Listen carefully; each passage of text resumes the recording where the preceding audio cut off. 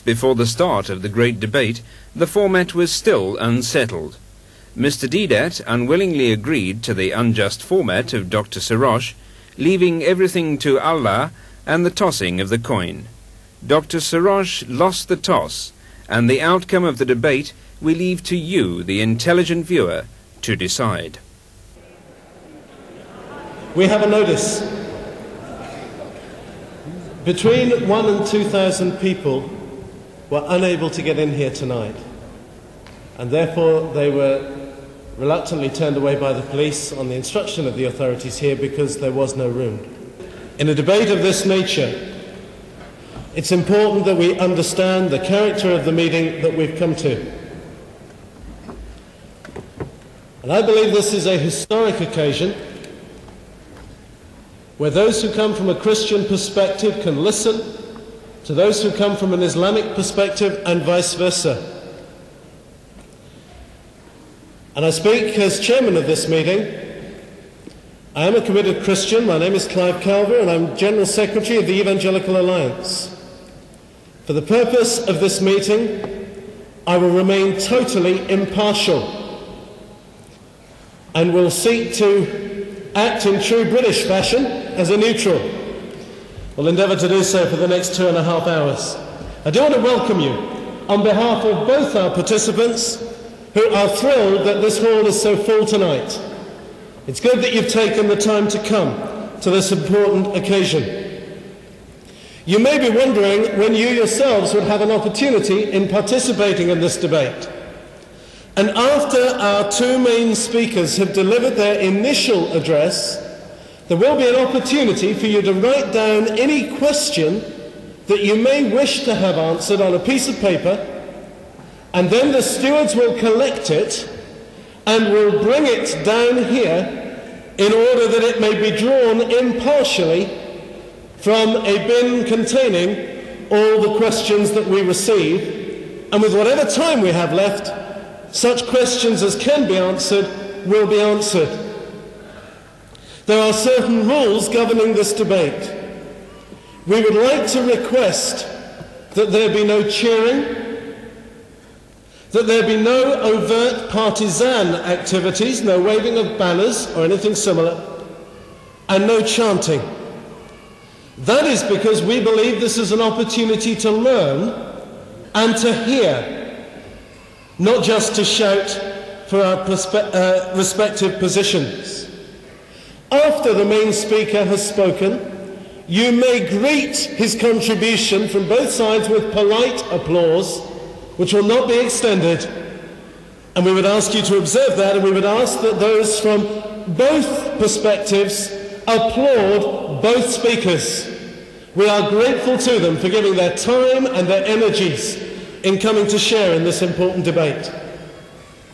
There is one other thing that needs to be stated very firmly. Once you are in your seats, we request that you do not leave your seats unless it is absolutely essential. We would ask that you do not move up the aisles, and we would ask that in no way do you ever attempt to break through the extensive security cordon to come onto the platform. That would not be in order or fitting as part of this debate, and we would ask you just to observe those few limitations. What I would like to do at this point in time is to introduce our two speakers to you. So I've said already, we're thrilled that they're here for this vital debate. And I'm going to ask Mr. Ahmed Thompson if he would just briefly introduce Mr. Deedat to us all. Thank you. Good evening. Bismillah. Mr. Ahmed Deedat is probably well known to many of you already. He's been in England several times before and was here at the Albert Hall in July and last summer in another similar debate to this. He's the director of the Islamic Propagation Centre in Durban in South Africa. And he's a man who has studied both the Quran and the Bible for a considerable length of time. Obviously, as a Muslim, he accepts the Quran as the final revelation from God to man, to the last of the prophets, and much of his perspective is based on what is in the Quran. He is also interested in the Bible, though, which, although it does not contain the original gospel of Jesus in the original Aramaic, is nevertheless still an interesting document. And perhaps we should just draw your attention to one of the verses of Quran, which says, and this ayat is addressed primarily to the Prophet Muhammad, peace and blessings of Allah on him, but also to all Muslims. And it says, if anyone disputes with you after the knowledge which has come to you, this is the knowledge in the Quran, then say to them, bring your sons and your womenfolk and yourselves and ourselves together, and let us pray to Allah, let us pray to God. May the curse of God be on us if we are lying. So on behalf of Mr. Deedat and of all the Muslims, I would just like to say that as far as the knowledge which he refers to from the Quran, may the curse of Allah be on us if it is not true. Thank you. We're pleased to also have on the platform the Reverend Fred Masabni from Jacksonville, Florida. He's a missionary at large, and he's come as Mr. Shorrosh's companion tonight. A word or two of introduction to Anis Shorrosh. Anis is a Palestinian, became a refugee in 1948 in Jordan.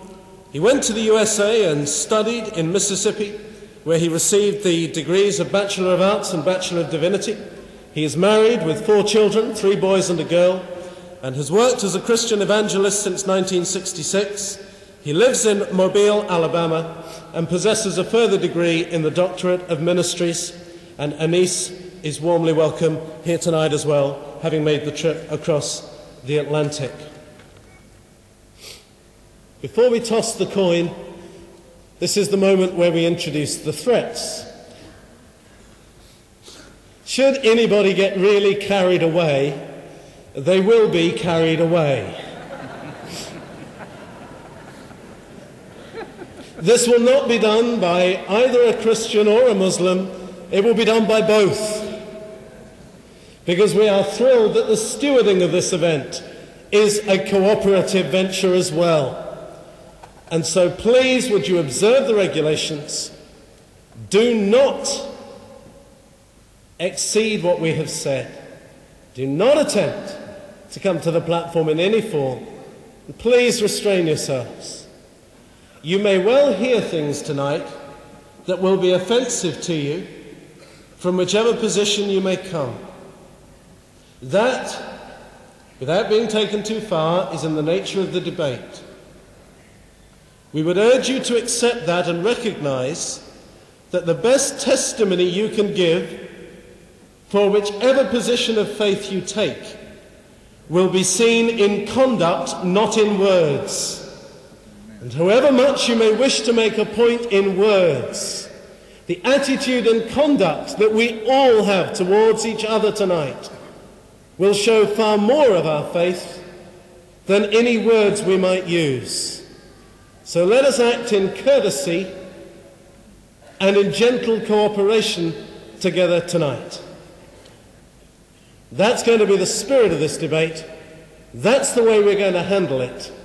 And if there is any need for any interjection, then I will come to this microphone and will make an interjection.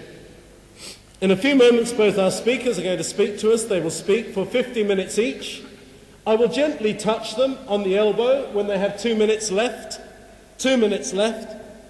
If they don't finish on time, I will stand up and place a brotherly arm around their shoulder and encourage them to sit down, but I'm sure that won't be necessary. We're going to be very democratic about this. We're going to spin a coin to see who goes first. I'm going to ask Mr. Ahmed Thompson if he'll spin the coin. He has one in his hand. I'm going to ask Anis Shorrosh if he'll call in the air, and we'll see what happens. Anis has called heads, which will give him the choice, if he is correct, of who goes first. If it is tails, Mr. Deedat will have the choice of who goes first. It's tails. Mr. Deedat, you have the choice. Mr. Shorrosh goes first. Thank you very much.